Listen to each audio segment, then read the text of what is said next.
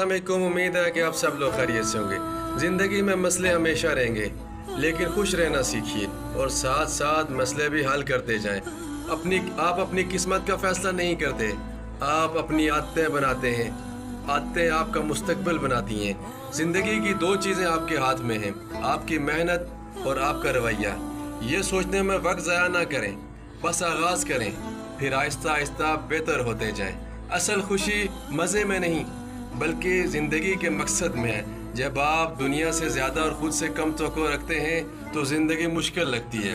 जब आप खुद से ज़्यादा और दुनिया से कम तवक्को रखते हैं तो ज़िंदगी आसान लगती है। आधे मसले सिर्फ दिमाग का खेल होते हैं, जो छोटी बात को बड़ा करके दिखाता है।